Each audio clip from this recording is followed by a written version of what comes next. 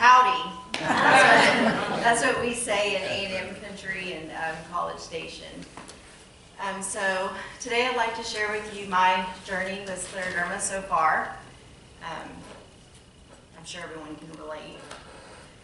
So how do I begin and where do I start? Once I was asked to speak at this conference, to which I excitedly accepted, these are the questions I faced. But then again, these are the questions I think about when I meet a new physician or I try to explain my disease to someone. I have tried to summarize and shorten. However, I have come to realize that that is almost impossible to do. So here's my story. My name is Misty. I'm a wife, a mother, a daughter, a sister, a friend. I am blessed to have a wonderful job surrounded by a team who truly supports me. I'm active in local charity organizations and my daughter's Girl Scout troop. Oh, and I have scleroderma and its friend Sjogren's. In 2015, I decided to get healthy and started eating right and going to the gym. I was fit, athletic, and rarely got sick. That was until August of that year. In August, I came down with a bad case of pneumonia. It seemed to last forever, but finally the antibiotics kicked in and I was good to go. Fast forward to late January 2016. I was not feeling well, I was coughing, feverish, so bad that when I went to my doctor, he put me on a breathing treatment before he even let me leave the office. Now, this pneumonia spell lasted into mid-February. The doctor said I had double pneumonia, and it was so bad I had lost my voice for a couple of weeks. In late February, on a cold morning, I was rushing to my office and annoyed because I couldn't feel my feet, and the heels I was wearing was not helping me walk. I have Raynaud's, and I've had it since 2010. My doctor at the time didn't know why, but said I shouldn't worry about it because I was, after all, healthy, right? I went on about my morning. I'd kicked off my heels in my office to warm my feet, and they were so numb I knew that it would probably take a while. At some point, I remember thinking it was odd that my right foot was fine, but my left foot never regained sensation. I went to lunch that day with two colleagues and told them there was something funky going on with my foot. When I walked, that it would just flop and I couldn't feel it and I couldn't move it. They told me to call my doctor, but I figured at some point it'd be okay, right? Once I got home, it was the same. I showed my husband, who watched me drag my foot as I walked. He immediately said, "Hey, we're going to the ER." And I told him, "Hey, you need to slow your roll. It doesn't hurt, and it can wait until Monday, but I promise if it gets worse, we can go to the ER. Well, Monday came, and I went to my primary care doctor. He asked me if I had been running lately, and I told him not since December. He diagnosed me with peroneal nerve entrapment and said it was common in runners, but that since I had not run in a while, he wasn't sure that that was exactly what it was. He gave me a prescription of steroids and a referral to a neurologist, and even told me that I'd probably be better within a week and not even need to see the neurologist. Fast forward 3 weeks, and I'm finally going to see the neurologist. My left foot is virtually the same. The steroids did nothing. She examines me and comes to the same conclusion as the other doctor, but decides to do an EMG to be for sure. I go back in a week and have the EMG. Now during this procedure, I'm giving her some history and I ask her about MS because at this point, I'm really worried that it might be MS. She told me she doubted I had MS, but after the EMG, if she suspected it, that she would go ahead and order a brain MRI. Well, early the next week, my neurologist calls me and tells me the EMG came back showing peroneal nerve entrapment. However, it seemed really odd because it presented differently. She tells me that within a few weeks, I'd be back to normal and to go get the prosthetic brace she ordered for me that I was very stubborn not to get. I asked her about MS again and she said, "Hey, look, I highly doubt it, but I insisted." And so she went ahead and ordered a brain MRI. A week later, I go for the MRI with my husband. I was nervous, but I figured she would no doubt call me with the results and tell me, "See, I told you, you had nothing to worry about." Sure enough, she called actually the next day. but not to tell me I had nothing to worry about. I had MS-like lesions on my brain. She didn't know why, but suspected it meant I had some type of an autoimmune disease going on. But to rule out MS and to check for other autoimmune, I'd have to get a spinal tap. The following week, I go in for the spinal tap, and I'm told that it'll be at least 6 weeks to get the results back. Those weeks, as you can imagine, were awful because all kinds of things go through your mind. By the time the results came back, it was early May, and my leg and foot were the same. All the tests were normal. Yes, no MS. She asked me about my foot and leg, and I told her it was the same, which caused her concern. She prescribed me a stronger steroid. She was also not convinced that this was the end of my story. She told me to take the steroids and then wait 2 weeks and then go back to get more blood work, an autoimmune panel. I took the steroids and thank God they worked. I waited 2 weeks and went to get blood work drawn. I remember thinking that June day that I didn't care anymore. My foot was working and the test would probably come back fine. That was June 10th. On Monday, I called the doctor to tell her I had gotten my blood work done. That was June 13th. She called me back that afternoon. In a soft voice, she asked if I and my husband could come see her that week. I told her I could and asked her, well, what did the blood work show? She said she'd rather talk to me face to face, but I insisted on knowing. She said, your SCL70 came back really high. I said, you mean I've got lupus? She was speaking so softly that I thought she said SEL. She said, no, SCL. You have scleroderma. A moment of relief. No lupus. And then I thought, sclero what? I had vaguely heard the word when I was in radiologic and radiation therapy school. My next question was, well, what is that? She told me that she honestly did not know much about it, but wanted to meet with me that week. She asked me a few questions, and she said she was going to do some more research to be prepared when I came in. And I remember thinking when I hung up, scleroderma? Of course, I immediately went online, but I did resign myself to not looking in depth because I didn't want to scare myself. I called my husband and told him, and of course he was asking lots of questions that I couldn't answer. And when I got home, of course he was already looking at everything there was to look at online.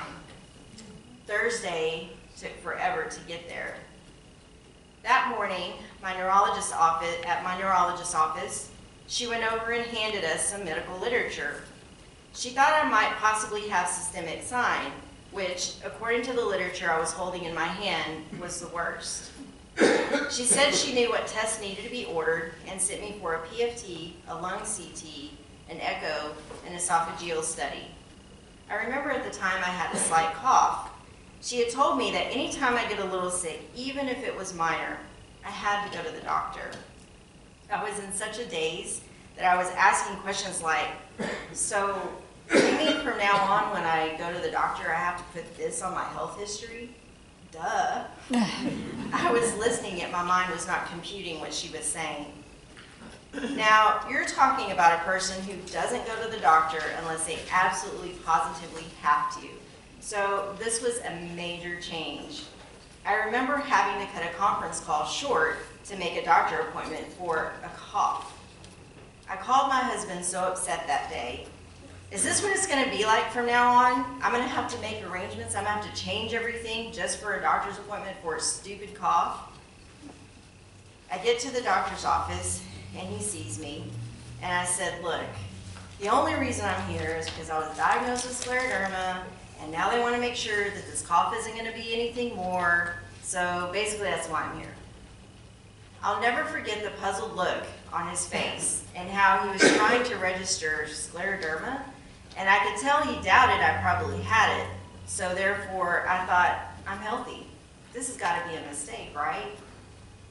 Fast forward to July. All my tests are done, and I'm sitting in the neurologist's office again. She proceeds to tell me the PFT showed my lung function tests were not great. I had lost 30% lung function. My echo was okay. I had scarring in my esophagus and later would find that I only had 30% motility. What? This had been going on for who knows how long, and I had no way of knowing. Sorry, I'm a little emotional. This disease has been wreaking total havoc, and I had no idea, no way to stop it. The light bulb started going off. How long had I had this and not known? I started to recount my diagnosis with Raynaud's, reflux, frequent bouts of bronchitis and pneumonia. Why couldn't it be cancer? I'm a director of a busy cancer center and have been in oncology my entire career, both at the bedside as a radiation therapist and as an administrator. I knew the game plan. I knew the physicians. I knew how to fight that. But scleroderma? What was I supposed to do with that? I couldn't surgically remove it, take chemo or radiation and shrink it or get rid of it. Scleroderma was here to stay, and all these thoughts were going through my head, and then I shut down. I shut down for a while. If I didn't think about it, then I didn't have it, right? I was pretty good at the denial game, at least until I went to see the pulmonologist. Throughout the entire visit, the only words I heard were progressive, aggressive, incurable. He noticed my fingers were clubbed. Yeah, well, I noticed them the year before, but shrugged it off. I mean, how could I have known what it was? Perhaps it was because he knew what scleroderma is the reason it hit me like a ton of bricks. He told me I needed to see a rheumatologist who would ultimately oversee all of my care. Wait, wasn't a rheumatologist for old people? It was on that day I found my happy place, or the place I went to tune things out, the water. I would imagine myself floating on water, bouncing up and down softly with the waves. When I got back to my office that day, I sat down at my desk and the wall of denial came crumbling down. It came crashing down and fell at my feet, leaving me shaking in the dust. It was the first time I had ever really cried. The weight of what might come had finally hit. The reality of having absolutely no control set in.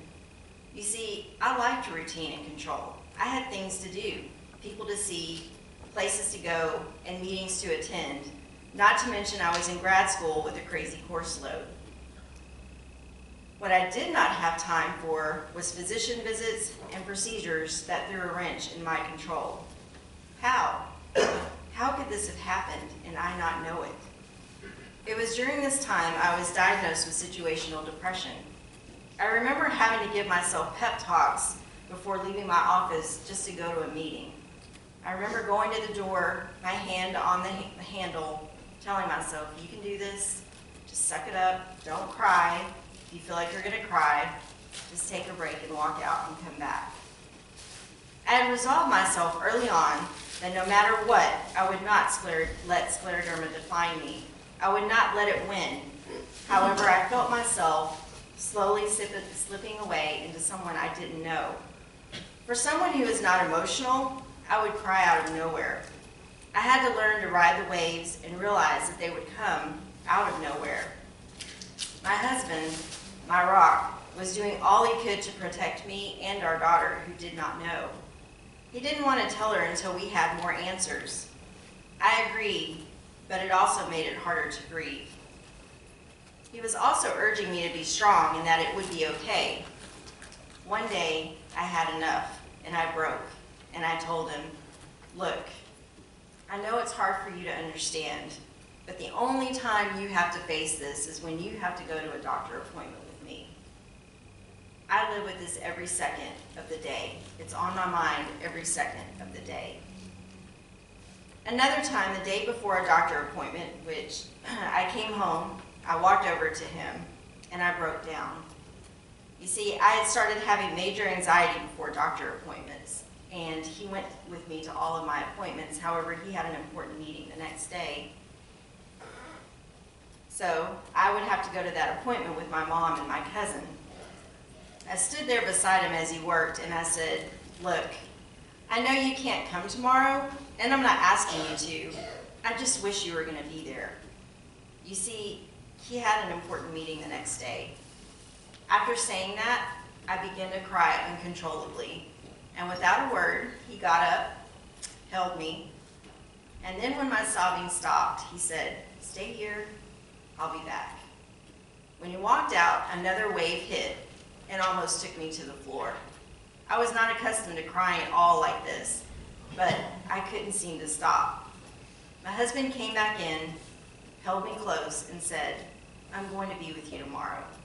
I took care of it, don't worry." I love him. He took my craziness and held me tight. He is my rock. My neurologist referred me to a rheumatologist, and I'll never forget the day I was called for an appointment. I was at HEB with my daughter when I received the call. This was in August. I was ready to get an appointment and get some more answers. However, I was told the next appointment was not until December 2017. What? Are you kidding me? I was speechless. I was crushed. I mean, I was dying. What am I supposed to do in the meantime? Well, Mrs. Chapman, if your symptoms worsen, your doctor can call us and let us know, and we'll see what we can do or if we can move your appointment up. However, I had set an appointment with this partner in March of 2017, and I said, "I guess set me up for both appointments and put me on the waiting list." I hung up, crushed, on the verge of a torrential downpour of tears. And when you know, of all the days, my daughter wanted to stop and try every free food item there was at HEB. Every line was long. I don't know how I made it out of the store that day in one piece. Once I got home, my husband was supportive and told me that I had a good pulmonologist who could oversee my care in the meantime and that everything would work out. The next day I went to work. I called my husband. I was upset again about not getting in to see the rheumatologist. He patiently listened to me rant and then cry. And then I just said, "You know what? I'm done. I'm done with this. I'm done with worrying. I'm giving it to God. And I'm just not going to think about it anymore. He's going to do whatever he's going to do, and I just need to let it go." And you know what? That's exactly what I did. And that same afternoon, my rheumatologist himself actually called me to set up an appointment for the next day. I'm so very grateful for him. That first visit, so many questions were answered, and I remember leaving his office that day, and my husband asked me, "Well, how do you feel? What do you think?" And despite hearing my case was aggressive, I looked at him and said, "You know, for once, I have hope." And I did. I learned what type I had, which turns out to be systemic diffuse, and I left with a game plan for how I was going to fight. My life changed forever the day I heard those 3 words, "You have scleroderma." I've gone through a roller coaster of emotions, sometimes so strong nothing could break my spirit, and at times so fragile the smallest thing could bring me crumbling to the ground faster than I could bear. Sometimes I wonder what my life would have been like had I never found out. Would I have noticed anything different? Those 3 words changed everything. I instantly became part of a club I didn't want to be a part of. It claimed me. Oddly enough, Scleroderma falls in June. And when you know it, World Scleroderma Day falls on my birthday. This disease has a way of sobering you. Faith and trust. These are 2 words I've truly come to understand. And as a dear friend put it, scleroderma has a way of jerking you back to reality in a heartbeat. And this is so true. I have learned to go to doctor's appointments and procedures with absolutely no expectations, because just when I think, hey, I feel great, I leave with more medication or another set of tests, or their test results didn't come back really great.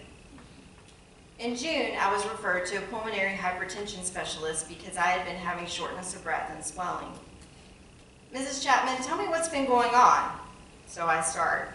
Well, in December, I started noticing that I was a little bit more short of breath.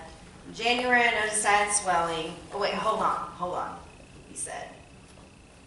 I mean, I need to know from the beginning. You mean from before diagnosis to now? Yes. Okay, well, and then I started. Wow.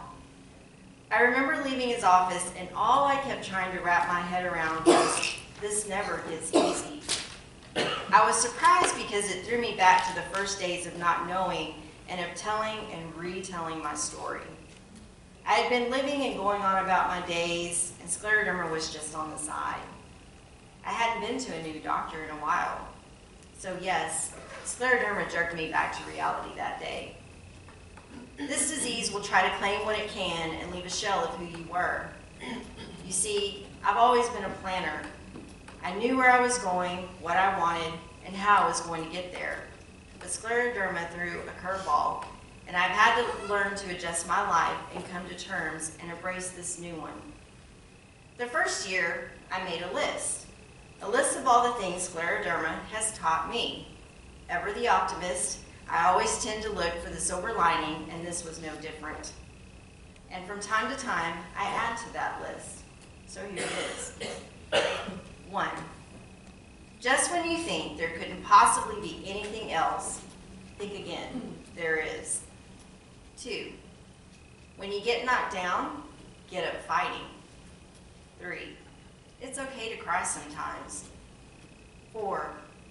It's all about learning how to ride the waves, and when you fall off your surfboard, how to get up and try again. 5. The waves will come when you least expect them to. 6. Hey, enjoy the small wins. 7. Find the humor where you can. Others won't understand it, but you will need it sometimes. 8. It's okay to ask for help. 9. Scleroderma. Just because it's a part of you doesn't mean that it has to define who you are. 10. Some days you can't, and some days you conquer. 11. Tests. There are so many tests. Labs, exams, your faith, your strength. 12. People will always mistake your little cough for a sneeze and say, bless you. 13. There is never enough oxygen in your lungs to make small distances. 14. Getting used to your new normal is not easy. 15. You can never wash your hands enough. 16. While others worry about the mundane, you will worry about long term. 17. Jalapenos really burn the throat, and so does cheesecake, and that really makes me sad. 18. Who knew your stomach had so much to say, even when you're not hungry? 19. It's okay to take a nap in the middle of the day. 20. Be prepared to be tired the rest of the day and possibly the next if you even try to exercise. 21. You just thought you were stubborn, but trust me, it is more stubborn than you sometimes. 22. Despite what you want, it will change your body and it will change your plans, but it won't change you if you don't let it. 23. It has shown me love. 24. It has shown me love in the darkest of places. 25. I have seen my husband's hand pulling me through the darkness to the light. 26. It has shown me love has no depths and no boundaries. 27. I see things more clearly, differently now. 28. I take time in each moment instead of rushing. 29. The world doesn't stop because you don't feel well. 30. Always have your pills and water with you because they must be taken on time. 31. It has taught me how to live. 32. Everyone has advice. 33. I have more strength than I ever knew or thought I had. 34. I am braver, I have courage and strength. What does your list say? Thank you.